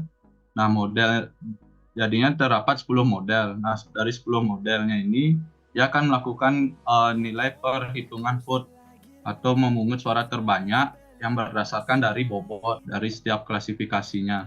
Nah, hal itulah yang menyebabkan waktu komputasi dari naive Bayes plus Adabus ini lebih lama, walaupun jumlah fiturnya itu berkurang, Pak. Oke, nah begitu. Jadi ada ada sebuah konsekuensi di mana penambahan waktu komputasinya, waktu eksekusi dari metode ini semakin tinggi karena ada proses footing. Itu benar ya, Bung De? Iya Pak, dan ada iteration-nya juga Pak.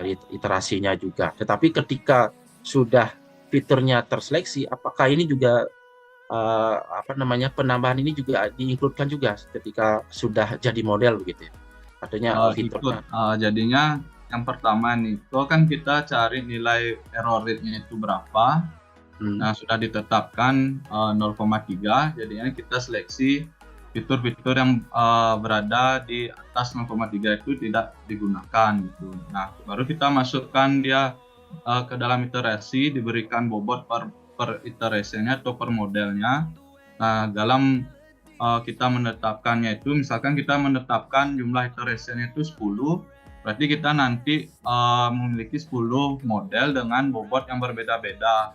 Nah, dari setiap model ini kita akan menggunakan sistem vote, atau pemungutan suara terbanyak gitu. Berarti ketika sudah dihasilkan model dari 10 model ini telah dihasilkan, dipilih salah satu gitu, Kunde? Ya, berdasarkan bobotnya dia, Pak. Nah, bobotnya itu kan dari setiap model itu akan bertambah sampai 10. Nanti kita menggunakan sistem vote dari 10-nya ini dirangkum. Oke. Dirangkum yang mana yang akan dipegang. Bagaimana kira-kira Pak Aditra dari penyampaian tadi? Berarti naive bias-nya dilakukan 10 kali gitu ya sederhananya ya Pak? Iya Pak. Perhitungan naive bias-nya gitu ya? Iya Pak. Jadi per model ya.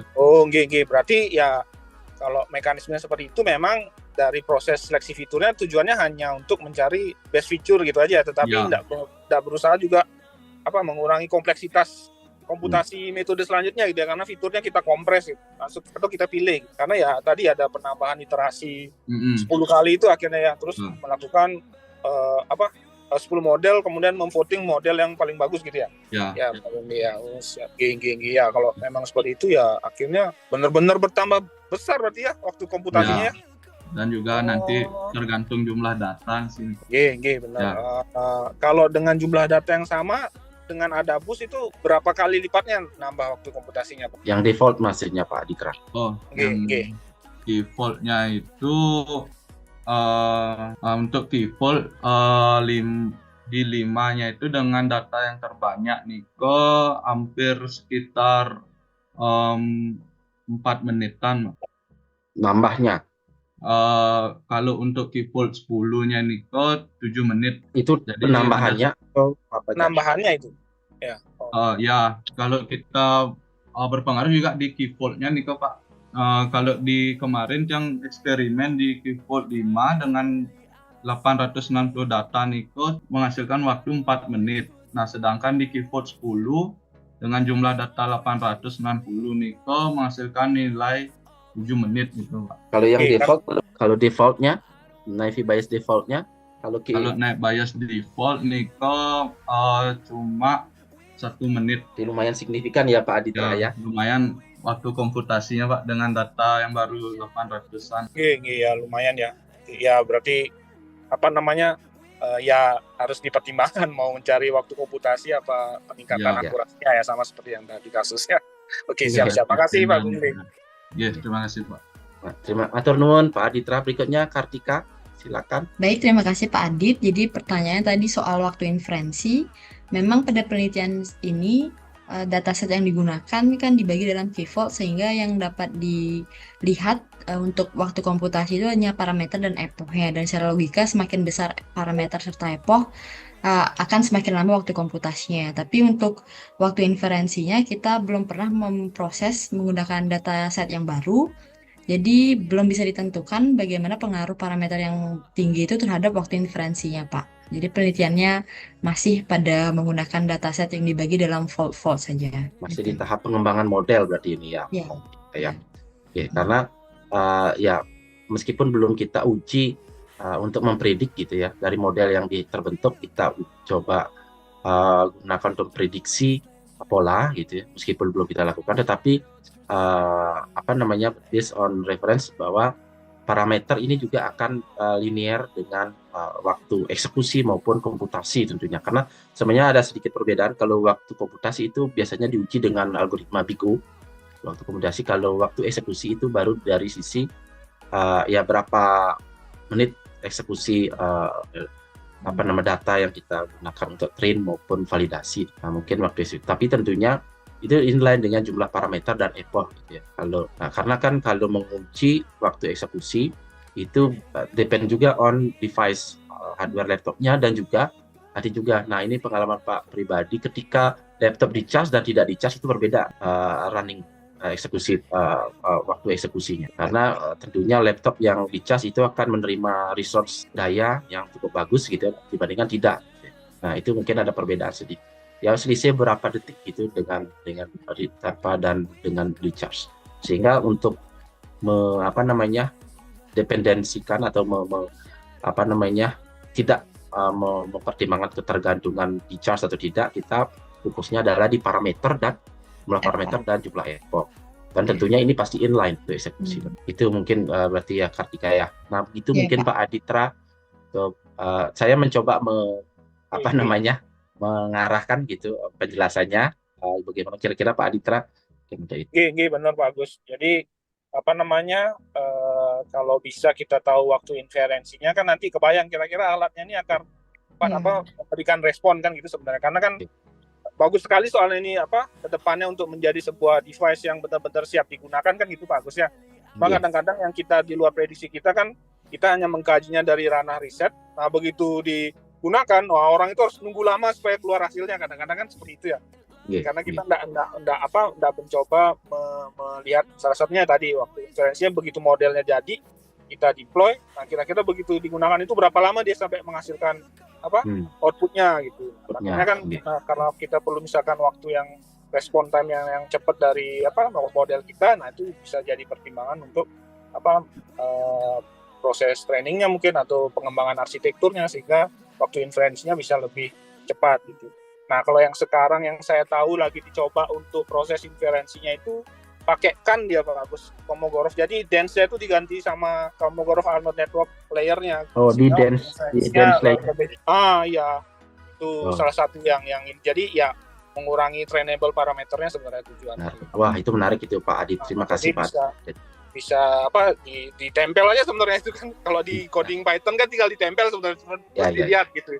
Jadi sudah ada library-nya, coba ditempel, jangan pakai dense, gitu. Pakai CAN, tidak melalui konvolusi ya Pak Aditra, jadi langsung di dense, ditempel-tempel beberapa jadi dari dapat. Ya boleh seperti itu. Ya nanti dilihat gitu. Nah kemudian juga kalau nggak salah Tika bilang kan ini nanti personal masing-masing klien gitu ya Tika ya untuk prosesnya tinggal dicari yang sien. Nah kalau yang sekarang itu dia makainya federated learning, jadi dia konsepnya memang trainingnya itu dibebankan ke klien gitu. Nah, itu juga nanti bisa menjadi kajian sendiri sih kalau mau ini dilanjutkan ketika atau mungkin adik-adik mahasiswa di sini. Jadi arahnya ke federated itu. Proses learningnya didistribusi ke kliennya masing-masing. Ya, makasih Bu Tika, Pak Agus. Matur nuwun Pak Aditra atas informasi yang sangat berharga tadi untuk riset selanjutnya, feature work-nya tadi ada penambahan dense layer dan kemudian untuk menanggulangi subject dependent-nya. Jadi based on per partisipan ya. Jadi mungkin arahnya yang belum itu adalah supaya seluruh partisipan diklasifikasi gitu ya dan menghasilkan sebuah model yang general. Dan ini memang kendala dalam riset EEG itu adalah karakteristik datanya sangat subjektif sekali gitu ya. Hampir mirip seperti pola sidik jari gitu ya. Kalau sidik jari tidak akan sama polanya dengan sidik jari orang lain. Tapi bagaimana cara mengantisipasi itu masih dalam tahap open research ke depannya. Mudah-mudahan nanti tadi yang sampaikan oleh Pak Aditra bisa kita coba peluang-peluang itu Pak Aditra. Matur nuwun sangat Pak Aditra dan ininya informasi-informasinya. Sami-sami Pak Agus. Salam sehat Pak Aditra. Kapan-kapan kita kopi bareng ketemu luring. Woi, cocok ditunggu undangannya. Saya sama Bu Tika belum ada undangan perayaan. Oh gitu. Saya juga belum Pak Aditra. Cuma diminta tanda tangan aja gitu. Nanti di Singaraja. Jangan dikasih tanda tangan Pak Agus. Iya, baik itu ya, kasih. Mungkin ada lagi penanya berikutnya tadi ada Ananta kalau salah dari. Silakan ada yang ditanyakan. Tunggu masih space waktu. Silakan. Ananta, Putra Ananta dipersilakan. Mungkin saya bertanya di ranah mahasiswa yang di EEG Pak ya. Karena tadi di awal dibilang secara konvensional tuh yang itu analisis EEG secara mungkin hal ini dilakukan mungkin gara-gara yang seperti Bapak Agus bilang tadi, aktivitas otak itu unik untuk setiap individu karena mungkin dari strukturnya, kondisi kesehatan dan lain-lain. Nah, kalau kita misalnya di sini melakukan pemodelan kan berarti kita mengeneralkan EEG-nya untuk semua individu. Nah, sedangkan kalau misalnya kita melakukan mengaplikasikannya seperti yang Bapak rencanakan ke suatu device itu kan bersifat personal tuh Pak. Misalnya kalau misalnya rehabilitas mungkin kan gantung pada aktivitas otak sehingga kita tahu pemulihan apa yang cocok pasien individu tersebut. Apakah memungkinkan setelah kita modelkan itu kita personalisasi model tersebut untuk individu tertentu itu Pak? Karena pemahaman saya tentang EEG masih. Ini sebuah pernyataan ya Ananta, atau ada pertanyaan spesifik yang ingin tanyakan. Jadi memang benar sih sebenarnya EEG itu sangat subjektivitasnya sangat tinggi. Nah, ada pertanyaannya? Pertanyaannya seperti itu, kan setelah kita memodelkan, model itu kan sifatnya general Pak. Kemudian kita pengen aplikasikan ke suatu device, kan berarti kita penalisasi model tersebut. Apakah memungkinkan dari CNN ini yang sudah ada modelnya kita lakukan personalisasi? Oke, nah jadi pertanyaan dari Ananta, ini mahasiswa S2 yang sedang mengikuti mata kuliah machine learning. Jadi apakah eksperimen yang dilakukan Kartika ini adalah menghasilkan model CCNN yang general atau masih spesifik di setiap individu? Nah, itu bagaimana Kartika? Baik, jadi kalau untuk spesifik atau tidak, itu adalah datasetnya yang spesifik. Jadi dataset yang dihasilkan dari satu partisipan dengan partisipan lain itu pasti berbeda. Nah, itulah yang menyebabkan kenapa waktu komputasi atau waktu eksekusi itu penting. Tetapi pada model yang dihasilkan, ini adalah model yang bisa digunakan untuk semua partisipan. Jadi model ini adalah model general, tetapi pemrosesan pada partisipan itu pasti dilakukan pada masing-masing individu. Jadi itu bedanya, sehingga model ini tidak dependen terhadap partisipan. Jadi modelnya general, tetapi pada pemrosesannya ketika nanti sudah di-deploy, itu harus di-training pada masing-masing partisipan kembali untuk menghasilkan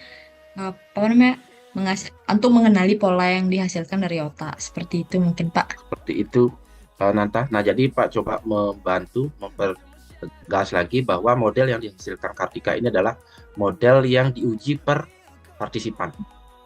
Meskipun maksudnya general di sini adalah per partisipan, tetapi secara keseluruhan partisipan didapatlah hasil yang secara general gitu ya. Meskipun pengujiannya secara spesifik per individu, tapi dihasilkan hasil pengujiannya ini dihasilkan sebuah model yang general yang bisa digunakan untuk 23 partisipan tadi. Tentunya untuk bisa mengenali, nah ini kan ada proses train, validasi dan testing kan begitu ya. Nah, train dan validasi ini tentunya dilakukan per individu, subjek individu. Jadi kalau diilustrasikan seperti kalau kita ingin menggunakan fasilitas absensi sidik jari gitu tentunya ya. Nah, kalau sidik jari kan kita harus melakukan train dan validasi sebenarnya. Jadi kita diminta untuk memasukkan pola jari jempol, telunjuk dan seterusnya gitu kan. Nah, itu ada proses train dan validasi sebenarnya dilakukan oleh model AI yang ada di device itu. Nah, kemudian untuk testing, nah itu kita akan melakukan absensi di hari-hari berikutnya berdasarkan pola yang sudah kita masukkan di data sebelumnya saat registrasi gitu. Nah, itu sebenarnya. Jadi kalau dikaitkan dengan studi kasus ini tentunya ya sebelum model ini bisa diterapkan untuk satu partisipan X gitu misalkan. Jadi partisipan X ini dia harus melakukan proses train dan validasi dulu sebelum bisa ditesting dengan model yang dihasilkan. Jadi dia harus mencoba melakukan aktivitas bagaimana mengangkat tangan gitu. Dia membayangkan sebenarnya harapannya ini mengimagine atau aktivitas membayangkan kalau dia mengangkat tangan gitu. Karena ini akan digunakan pada pengguna yang mengalami keterbatasan gerak gitu. Tentunya tidak bisa gerak. Tetapi ini datasetnya sebenarnya masih banyak tahap yang perlu dilalui karena datasetnya ini masih dalam bentuk motor execution-nya. Jadi memang benar-benar mengangkat tangan, benar-benar berdiri, benar-benar duduk gitu ya. Tapi belum melakukan imajinasi. Ini sebenarnya sudah ada datasetnya tapi belum kita sampai ke sana. Jadi tujuannya kita coba memastikan benar tidak secara ground truth mengangkat tangan, polanya mengangkat tangan, pola sinyal EEG-nya mengangkat tangan. Benar tidak kalau dia aktivitas duduk, pola EEG-nya dia duduk. Nah ini kita nanti arah ke depannya adalah kita korelasikan dengan aktivitas mengangkat tangan tetapi secara imajinasi. Nah ini sebenarnya datasnya sudah ada, jadi kita mencoba menginline-kan itu. Tetapi ini diuji per partisipan. Jadi setiap partisipan, misalkan Ananta ingin mencoba gitu, exoskeleton ini yang dibernamakan model CNN ini, tentu harus diawali dengan proses train dan validasi dulu gitu, untuk bisa melatih model yang didapat. Nah, kan itu setelah sudah terlatih modelnya baru bisa mengenali pola EEG yang Ananta hasilkan saat mengimajinasikan gerakan. Seperti ilustrasinya seperti sidik jari. Kalau sidik jari kan sebelum kita absensi kan pasti diminta untuk memasukkan pola sidik jari untuk 10 jari ya. Itu tujuannya untuk training. Bisa saja diulang jempol kanan diulang sebanyak 2 kali ya. Itu sebenarnya untuk menyiapkan data train dan validasi. Mungkin begitu arahnya Nanta apa yang disampaikan oleh Kartika. Baik, terima kasih penjelasannya Pak Karkin. Terima kasih. Ya, semoga nanti bisa ya terjawab ya, bisa terjawab apa yang disampaikan oleh Kartika dan Pak coba untuk mempertajam apa yang disampaikan oleh Kartika. Ya, mungkin apabila ada hal-hal yang mungkin yang ingin perlu ditanyakan lagi bisa gabung di riset grup di sini data science ini. Oke, mungkin begitu. Kira-kira jadi ini masih ada 1 menit. Ada penanya lagi satu. Kita buka satu penanya lagi. Tadi satu sebenarnya ada. Oke, tidak ada. Oke, jadi kita ada kira-kira pas ya. Tidak ada ya, cukup ya. Jadi untuk webinar hari ini, terima kasih Bapak Ibu semuanya dan teman-teman rekan-rekan semuanya yang sudah meluangkan waktu pada hari weekend. Mungkin Bapak Ibu dan teman-teman semuanya itu berkumpul dengan keluarga. Ini kita berkumpul secara virtual untuk pengembangan ilmu pengetahuan gitu ya. Mungkin salah satu manfaat yang kita peroleh adalah ya kita mendapatkan insight, wawasan yang lebih bermakna lagi terkait dengan penelitian-penelitian di bidang data science ini. Yang kedua mungkin manfaatnya mungkin bagi kita ya para dosen di Undiksa khususnya yang mungkin Bapak Ibu semua dosen-dosen di kampus-kampus lain yang disibukkan dengan banyak aktivitas administrasi. Jadi dengan kegiatan ini kita kembali ke jalurnya. Jadi untuk pengembangan ilmu meskipun banyak disibukkan oleh aktivitas administrasi, tetapi kita bisa meluangkan waktu untuk aktivitas pengembangan ilmu pengetahuan ini. Ya, semoga kegiatan ini bermanfaat dan berdaya guna untuk kita semua untuk pengembangan ilmu pengetahuan yang ada terkait dengan khususnya terkait dengan data science. Itu saja saya selaku moderator pada acara hari ini. Terima kasih yang sebesar-besarnya kepada Bapak Ibu semuanya, teman-teman semuanya, rekan-rekan semuanya, adik-adik mahasiswa yang sudah meluangkan waktu di siang hari ini dari jam 9 sampai jam 11 WITA gitu ya. Dan terima kasih pada Pak Edi dan dari teman-teman mahasiswa S3 di UGM yang sudah berkenan bergabung pada webinar hari ini. Tentunya nanti webinar ini akan ada rekamannya dan juga kami fasilitasi ada e-sertifikat. Mohon Bapak Ibu dan teman-teman semuanya dapat mengisi daftar hadir, nanti akan dikirimkan e-sertifikatnya secara via WhatsApp gitu ya, nanti setelah acara ini berakhir. Nah, kemudian sebagai penutup, mohon izin mungkin Bapak Ibu semuanya dan teman-teman semuanya sebagai penutup supaya tidak terlalu kaku sekali gitu ya. Jadi saya tutup dengan pantun, satu pantun saja, karena tadi saya berpikir keras untuk mencari pantun. Jadi karena saya belum pernah mengeluarkan kata-kata pantun gitu ya.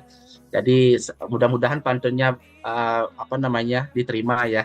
Pantunnya adalah buah nanas, buah ceri. Cakep. Dicampur gula enak sekali. Cukup sekian pertemuan webinar kali ini, seri kedua. Semoga bisa bertemu lagi di webinar hari berikutnya. Terima kasih Bapak Ibu semuanya. Kita tunggu acara webinar yang ketiga yang akan kita laksanakan di bulan depan. Mudah-mudahan bisa bermanfaat dan berdaya guna untuk kita semua. Terima kasih. Selamat siang. Saya tutup dengan para mesanti. Om Santi Santi Santi Om. Wassalamualaikum warahmatullahi wabarakatuh. Salam harmoni. Terima kasih semuanya. Terima kasih. Izin. Terima kasih Pak. Pak Edi. Selalu ya. Makasih Pak Agus. Oh, makasih Pak Adit, Bu Maura, terima kasih. Wah, ini Terima kasih Pak Agus. terima Terima kasih, kasih. ye, Pak Teguh dan semuanya.